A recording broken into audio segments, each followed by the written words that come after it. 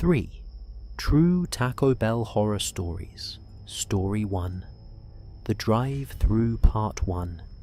My name is Alia, and I was 22 years old when this happened.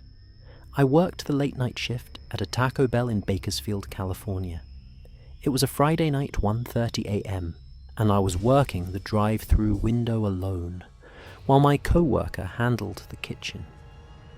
The night had been slow until a car pulled up to the speaker and ordered a single soft taco. Nothing unusual about that. But when the car reached my window, the driver did not take his food.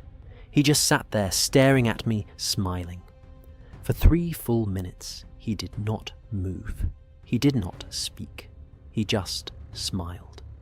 Before I continue, hit that subscribe button and leave a comment below, because that man came back every night for 2 weeks, and what he was planning still terrifies me. Part 2. I had been working at that Taco Bell for about a year and a half. It was not my dream job, but it paid decent for the area, and the late-night differential made the brutal hours worth it. Our location was on a busy highway that connected Bakersfield to smaller towns in the valley. We stayed open until 2 a.m. on weekends, which meant we got all kinds of customers. Truckers, travelers drunk, people stumbling in after the bars closed, night shift workers looking for a quick meal. The late night crew was small, usually just me on the register and drive-thru one person in the kitchen and a shift manager who spent most of their time in the back office doing paperwork. We had security cameras covering the dining area, the kitchen, and the drive-thru, but no actual security guard. Budget cuts, they said. That Friday night had been slower than usual. We had maybe 10 customers between midnight and 1:30. I was bored, scrolling through my phone between orders, watching the clock tick down toward closing time. When the car pulled up to the drive-thru speaker, I barely paid attention. A man's voice, calm and polite, ordering a single soft taco. $3 and something. Easy order. I bagged the taco and waited at the window. The car that pulled up was a dark sedan, older model with tinted windows. The driver rolled down his window and I got my first look at him. He was maybe 40 years old, with a thin face and deep-set eyes. He was smiling, but it was not a normal smile. It was too wide, too fixed, like it had been painted on. I held out the bag. That will be $3.29. He did not take the bag. He did not reach for his wallet. He just sat there staring at me with that frozen smile. Part 3. Sir, your total is $3.29. No response. Just that smile. Those unblinking eyes. I felt the first prickle of unease. Sir, is everything okay?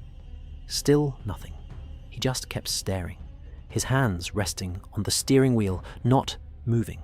I glanced back into the kitchen. My co-worker DeMarco was cleaning the grill, his back to me. The manager was in the office. I was alone at the window. Sir, I am going to need you to either pay or move along. There are other customers waiting. There were no other customers. The drive-thru lane was empty behind him, but I wanted him to think there were. Finally, after what felt like an eternity, he reached into his pocket and pulled out a crumpled $5 bill. He handed it to me, still smiling, still staring. I made change as fast as I could and shoved the bag through the window. Have a good night, I said, my voice shakier than I wanted it to be.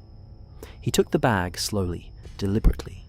Then he leaned toward the window close enough that I could smell cigarettes and something else, something sour. I will see you tomorrow, Alia, he said. Then he drove away. I stood there frozen. I had not told him my name.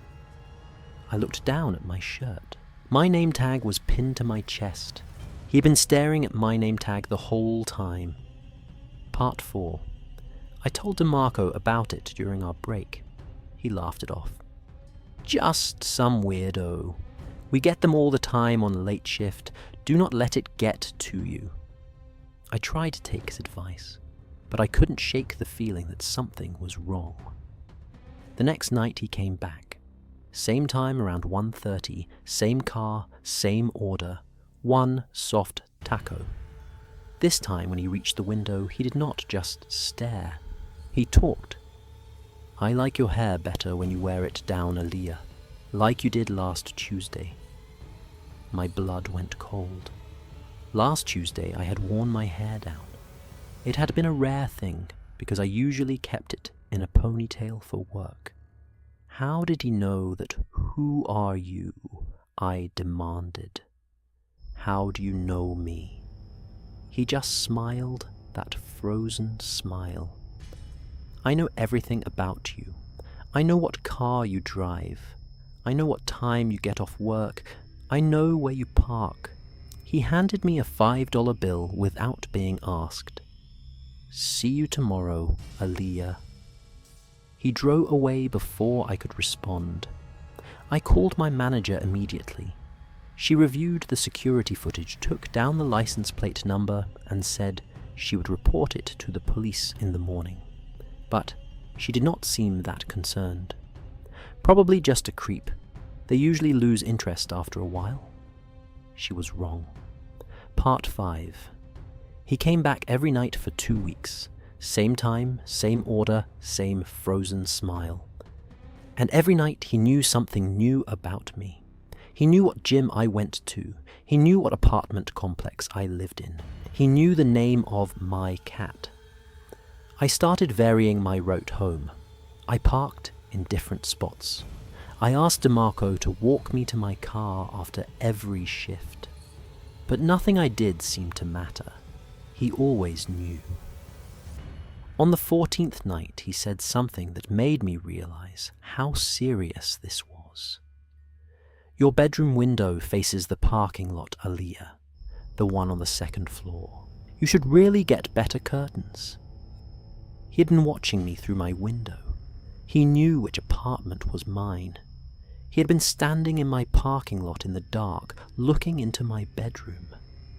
I was shaking so badly I could barely hand him his change. Please, I whispered, please leave me alone. His smile flickered just for a moment. Something darker crossed his face. I do not think I can do that, Aaliyah. I think we are meant to be together. He drove away. That night I did not go home.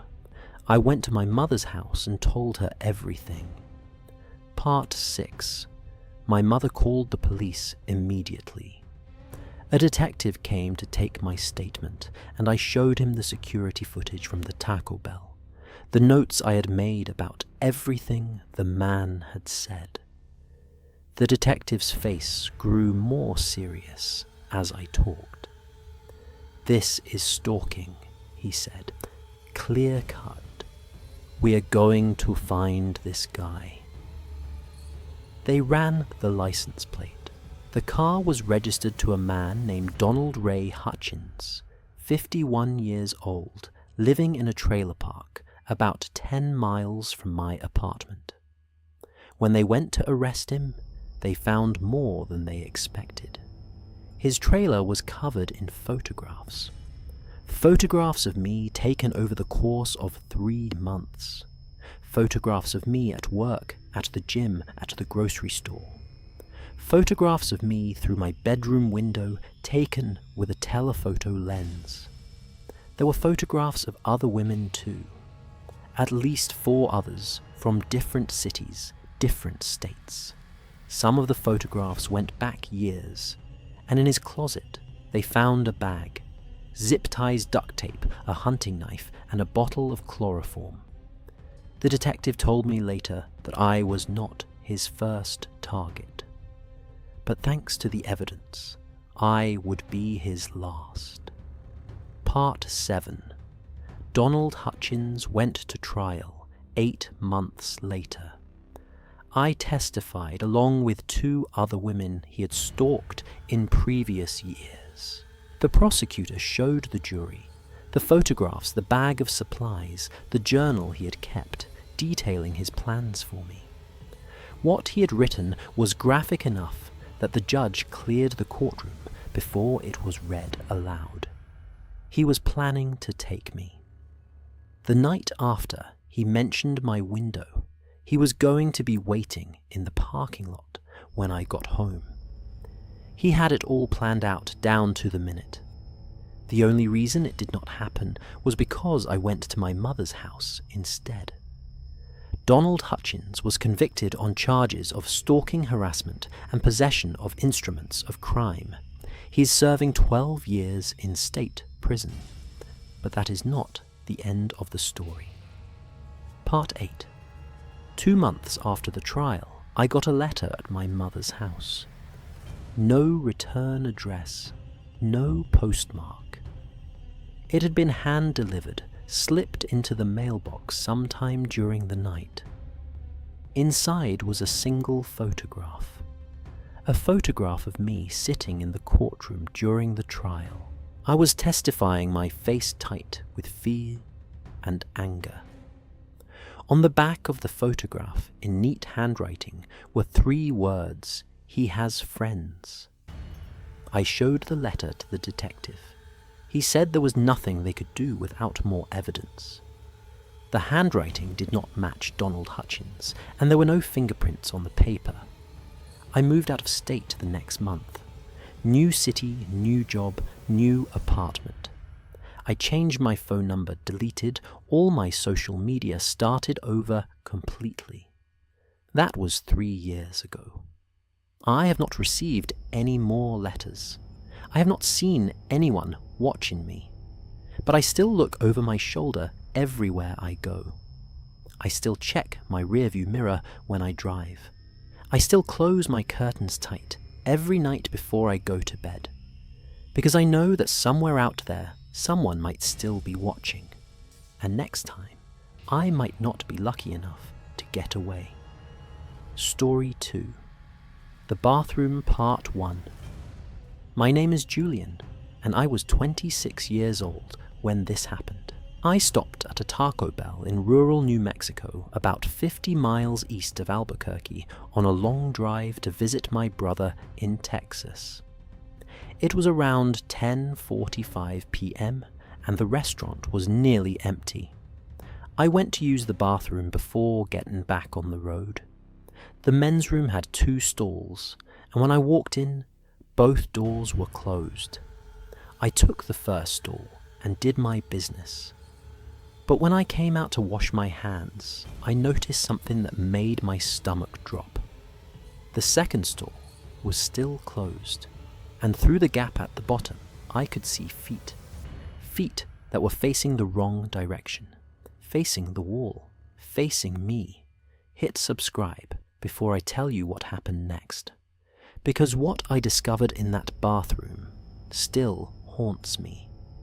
Part 2. I was driving from Phoenix to Dallas, a trip of about 15 hours that I was trying to do in one shot. I had left around noon and made good time through Arizona, but by the time I hit New Mexico, I was getting tired and hungry. The Taco Bell was at a small exit off Interstate 41, of those isolated stops that exists only because of the highway. There was a gas station, the Taco Bell, and not much else.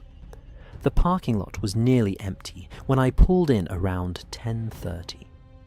Inside the restaurant had that late-night emptiness that fast food places get. Fluorescent lights buzzing overhead, the smell of old grease hanging in the air. There was one other customer, an older man eating alone at a corner booth, and 2 employees behind the counter who looked like they were counting down the minutes until close. I ordered a couple of tacos and a drink, ate quickly, and then headed for the bathroom before getting back on the road. Long drives are easier when you do not have to stop every hour. The men's room was in a short hallway at the back of the restaurant, past the soda machines and the emergency exit. It was a small bathroom, just 2 stalls and a urinal with a single sink and a mirror that was starting to lose its silvering. When I pushed open the door, I noticed that both stall doors were closed. Not unusual. People use bathrooms. I figured someone was in each one. I took the first stall, did what I needed to do, and came out to wash my hands. That is when I noticed the feet. Part 3. The second stall was still closed. Through the gap at the bottom of the door, I could see a pair of work boots. Dirty, scuffed, the kind you see on construction workers or farmers. But the feet were facing the wrong direction. Instead of pointing toward the toilet, toward the door, they were pointing sideways, toward the wall that separated the 2 stalls, toward me. I stood at the sink, water running over my hands, staring at those feet in the mirror. They were not moving. Whoever was in that stall was standing perfectly still, facing the wall. Facing the stall I had just been in. I shut off the water and dried my hands, slowly trying to act natural. My heart was pounding, but I did not want whoever was in that stall to know I had noticed anything wrong. I walked toward the door, my eyes fixed on the stall. As my hand touched the door handle, I heard it. A soft laugh, barely audible, almost like a breath, coming from the second stall. I yanked open the door and walked quickly back to the dining area. Part 4. I found one of the employees, a young woman wiping down tables, and told her what I had seen. There is someone in the men's room. I think something is wrong. The person in the second stall is standing facing the wall. She looked at me like I was crazy. Standing facing the wall. Yeah, their feet are pointed the wrong direction, and they laughed when I was leaving. She shrugged. Probably just some weirdo. We get them sometimes.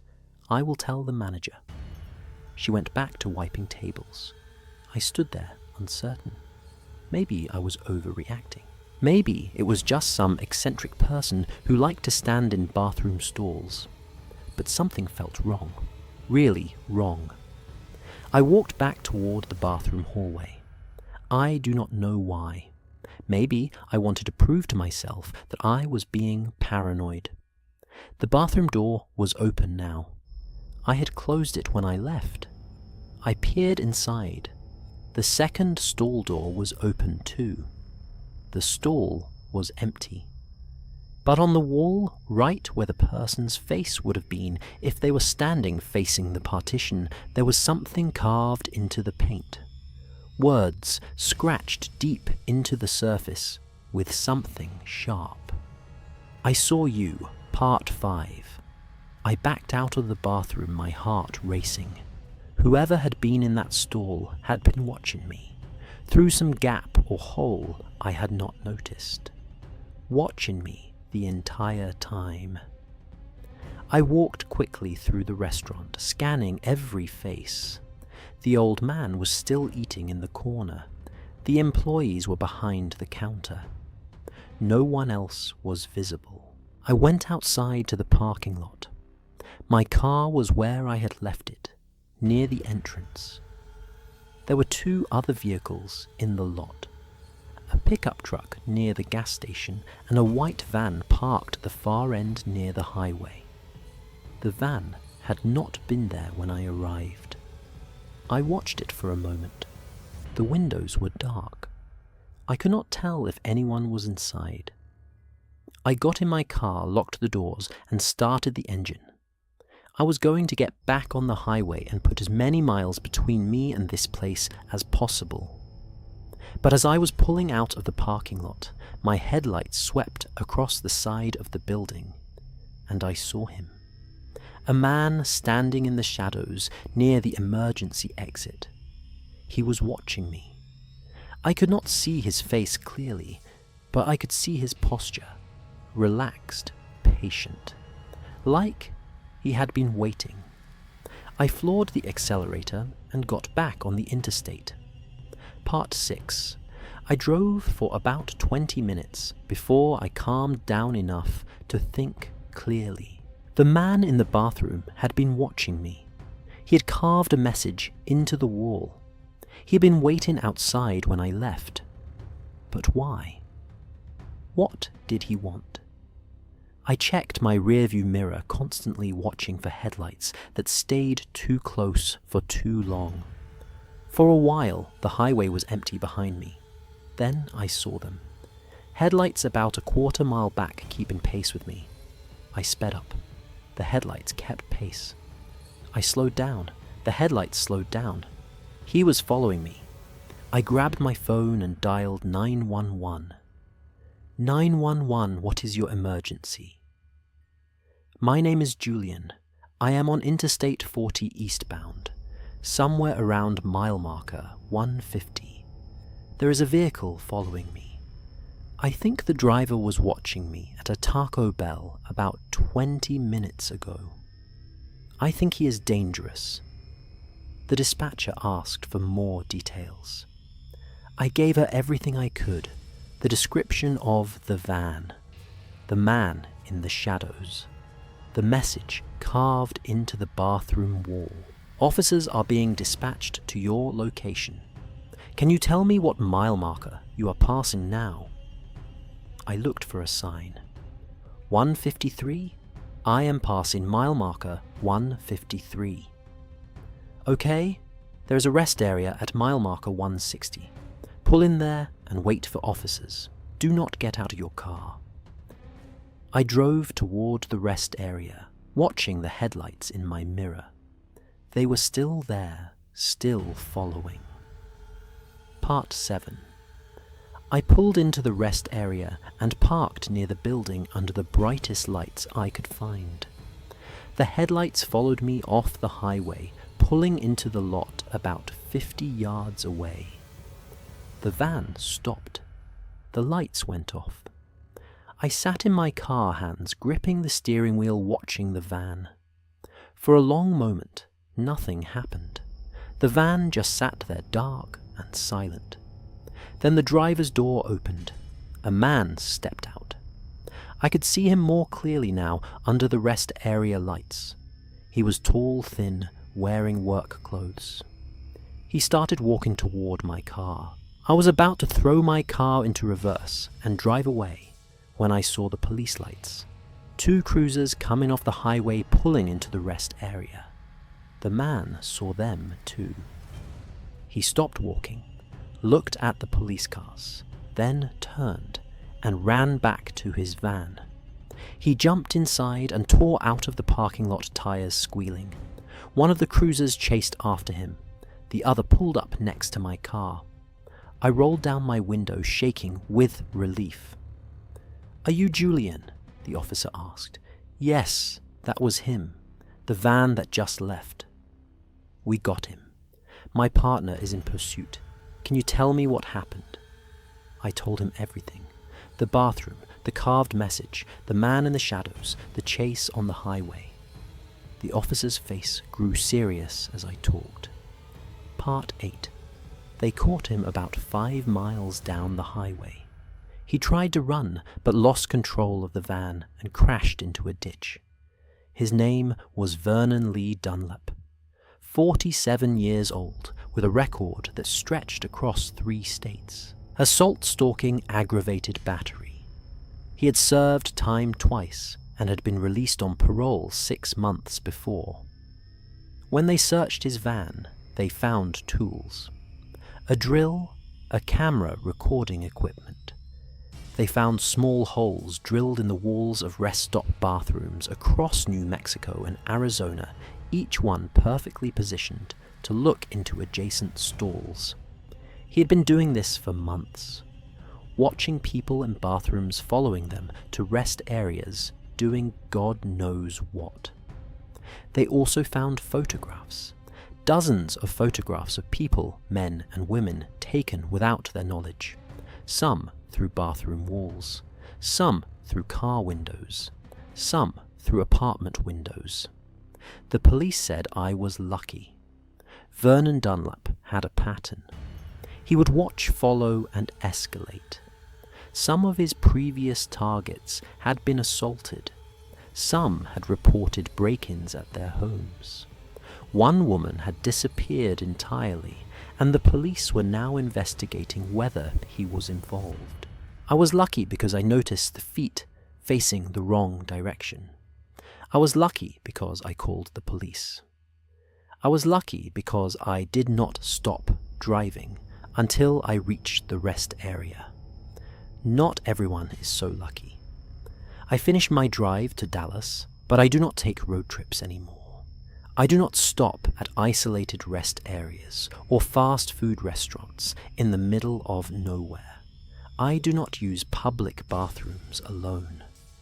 Because I learned something that night.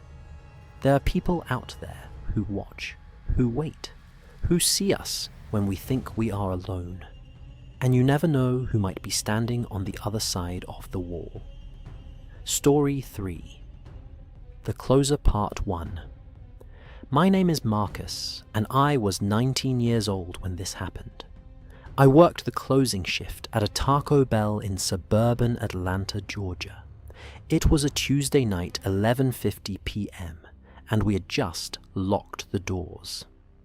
The dining room was empty, the kitchen was clean, and my 2 co-workers were finishing up in the back.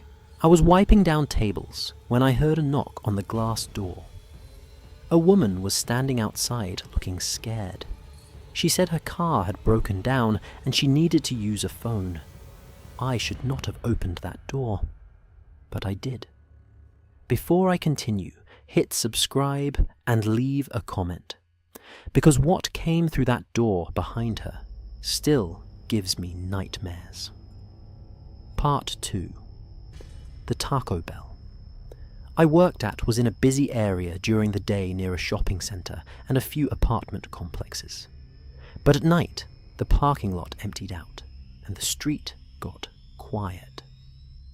We closed at midnight on weeknights, which meant the last hour of my shift was usually dead.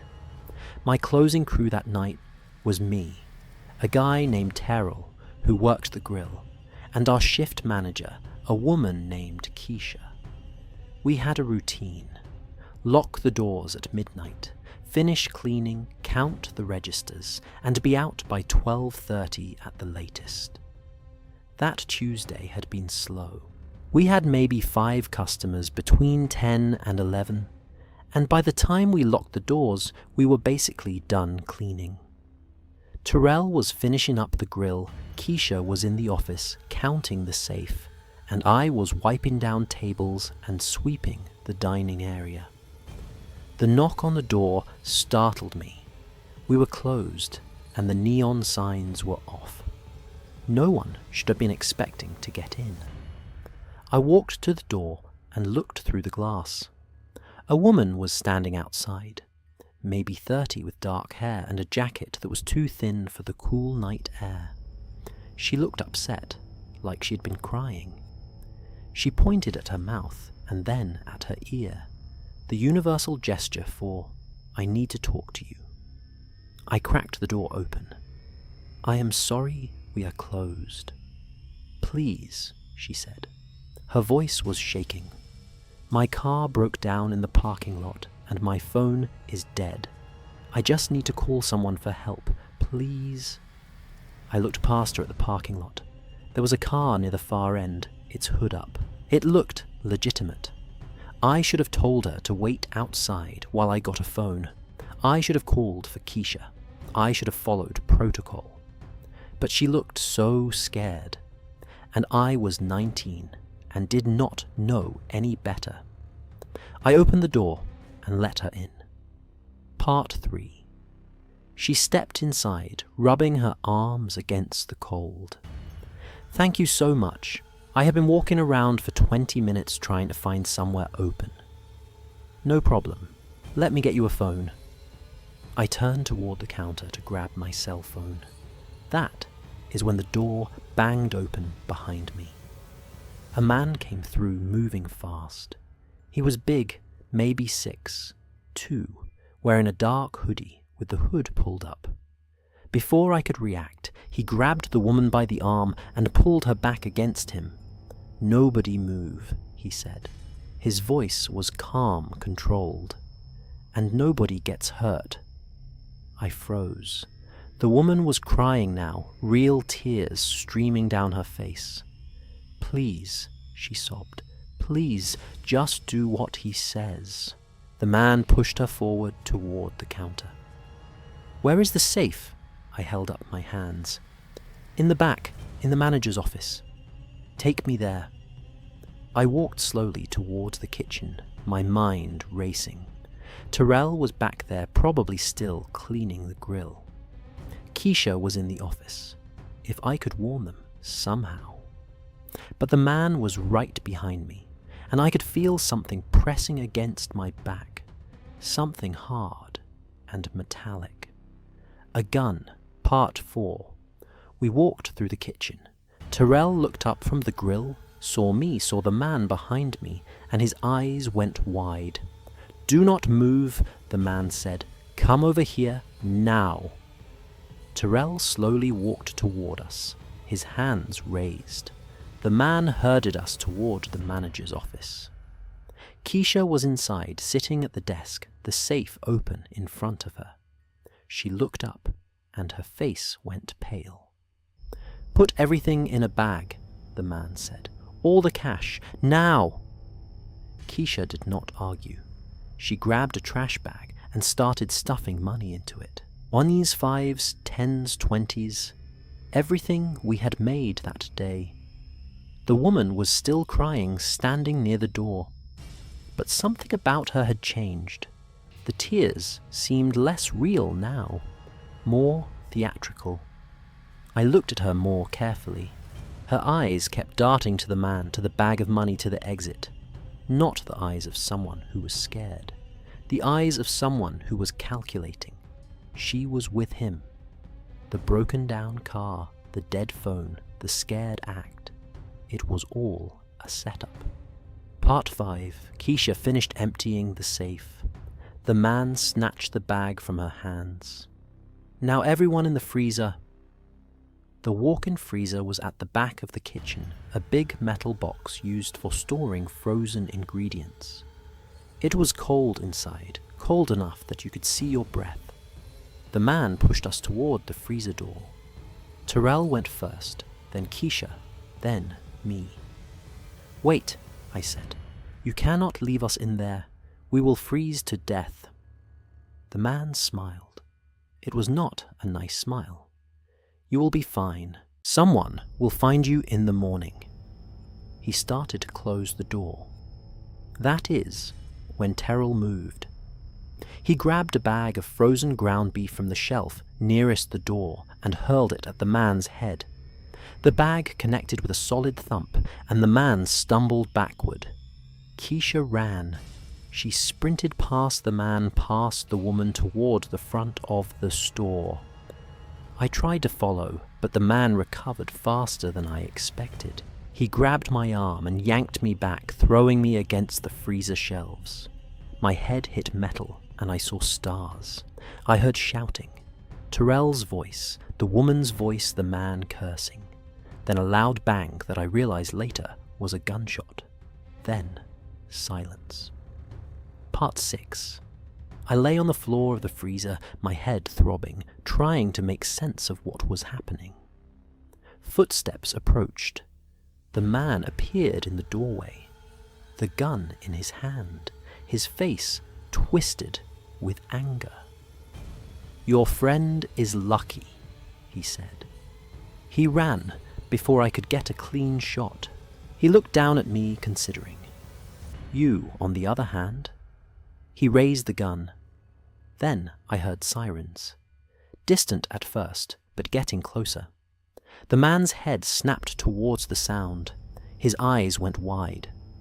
"We need to go," the woman shouted from somewhere in the kitchen. "Now?" the man looked at me one more time. For a moment I thought he was going to pull the trigger anyway. Then he turned and ran. I heard footsteps, a door slamming, an engine starting. By the time I made it out of the freezer, they were gone. Keisha had made it outside and flagged down a passing car. The driver had called 911. Terrell had run out the back door and was hiding behind the dumpsters. We were all alive. Somehow, we were all alive. Part 7. The police arrived in force. 5 cruisers, a crime scene unit detectives. They took our statements, reviewed the security footage, and put out an alert for the vehicle the robbers had used. They caught them 3 days later at a motel in Alabama.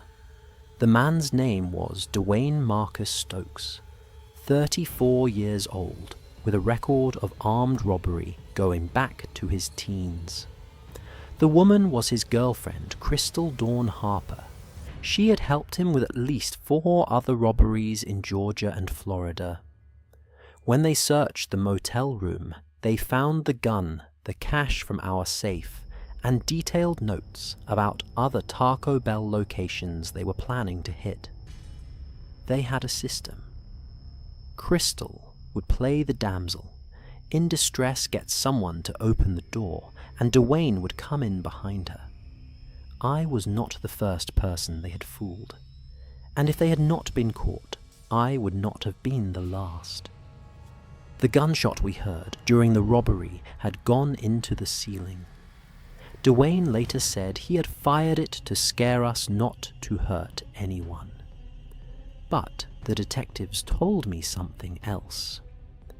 They said Dwayne had killed someone during a robbery in Florida 2 years earlier. A convenience store clerk who had tried to be a hero. If Terrell had not thrown that bag of frozen beef, if Keisha had not made it outside, things might have ended very differently. Part 8.